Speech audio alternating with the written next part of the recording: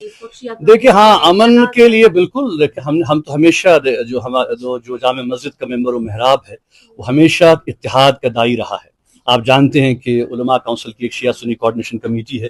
الحمدللہ آپ نے دیکھا کہ اس بار کتنی اچھی طرح سے جو ہے وہ محرم کے ایام میں نہ صرف اتحاد کا مظاہرہ کیا گیا بلکہ جو ہے وہ پوری چاہے شیعہ کمیونٹی ہو سنی کمیونٹی ہو مل کے انہوں نے جو ہے وہ شہدائے کربلا اور امام حسین کو خراج عقیدت پیش کیا. بلکہ کل مجھے اسی یونٹی کو آگے بڑھاتے ہوئے جو ہے وہ جو بیمنا کے ہمارے حادی صاحب ہیں آغا حادی صاحب ان کے اس میں جو امام باڑہ ہے وہاں امام اور شہدائے کربلا کو خراج عقیدت بھی پیش کرنا تھا. بدقسمتی سے حکومت نے موقع نہیں دیا.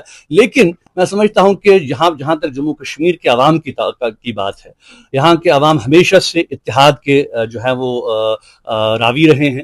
اور ہماری متحدہ مجلس علماء پورے ہمارے جو اکابرین ہیں انہوں نے ہمیشہ اتحاد کی بات کی ہے. میں تمام لوگوں سے اپیل کروں گا چاہے وہ ہماری سنی برادری کے ہوں شیعہ برادری کے ہوں کہ آج کے مرحلے پہ ہم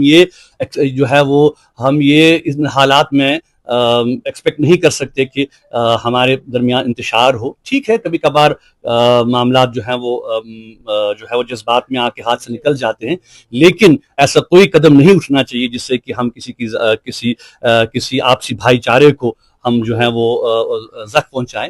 اور اس کے ساتھ ساتھ میں یہ بھی کہنا چاہتا ہوں کہ آج جو عالمی امن کی ہم بات کر رہے ہیں مجھے خوشی ہے کہ الحمدللہ جو کوششیں ہو رہی ہیں خاص کر امریکہ ایران کے درمیان آپ نے سنا ہوگا کہ ایک بار پھر بات چیت ہونے جا رہی ہے اس ہفتے.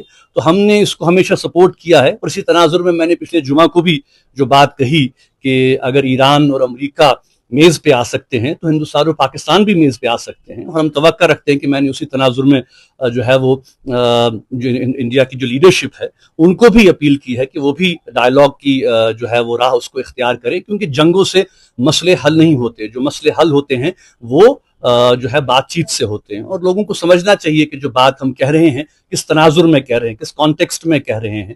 اور میں سمجھتا ہوں کہ آج کے دور میں واقعی ہمارے خطے میں بہت زیادہ پوٹینشل ہے بر صغیر میں کہ ہم اقتصادی طور ہیومن ریسورس ہمارے پاس ہے پورا خطہ جو آگے بڑھ سکتا ہے. کاش کہ ہماری جو لیڈرشپ ہے بر صغیر کی وہ بھی سیاسی ویژن کا جو ہے وہ مظاہرہ کرے اور آپسی تعلقات کو بہتر کرے.